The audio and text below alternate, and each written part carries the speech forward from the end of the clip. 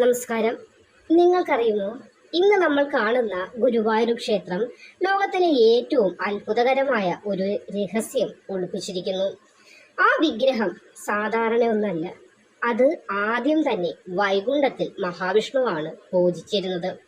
പിന്നീട് അത് ബ്രഹ്മാവിലേക്ക്, അവിടെ നിന്ന് ഒരു മഹാഭക്തനായ രാജാവായ സുതപസിലേക്ക്. ഒരു അനുഗ്രഹം. 4 ജന്മങ്ങളിൽ മഹാവിഷ്ണു തന്നെ മകനായി ജനിക്കും. ഓരോ ജന്മത്തിലും ആ വിഗ്രഹവും കൂടെ. അവസാനം ശ്രീകൃഷ്ണന്റെ കാലത്ത് വസുദേവനും ദേവകിയും ഈ വിഗ്രഹം പൂജിച്ചു. പക്ഷേ കൃഷ്ണൻ വൈകുണ്ഠത്തിലേക്ക് മടങ്ങിയപ്പോൾ ദ്വാരകാ നഗരം മുഴുവനായി കടലിൽ മുങ്ങി. അപ്പോൾ കൃഷ്ണന്റെ നിർദ്ദേശപ്രകാരം ഉദ്ധവൻ കടലിൽ ഒഴുകിയിരുന്ന ആ ദിവ്യ വിഗ്രഹം കണ്ടെത്തി. ശേഷം അത് ദേവഗുരുവായ ബൃഹസ്പതിക്കും വായുദേവനുമാണ് നൽകിയത്. അവർ കേരളത്തിലെത്തിയപ്പോൾ ശിവനും പാർവതിയും കാത്തിരുന്ന ഒരു പുണ്യസ്ഥലം. അവിടെ തന്നെയാണ് ആ വിഗ്രഹം പ്രതിഷ്ഠ ചെയ്തത്. ഗുരുവും വായുവും ചേർന്ന് ഗുരുവായൂർ അങ്ങനെ ജനിച്ചു ഈ ദിവ്യ ക്ഷേത്രം.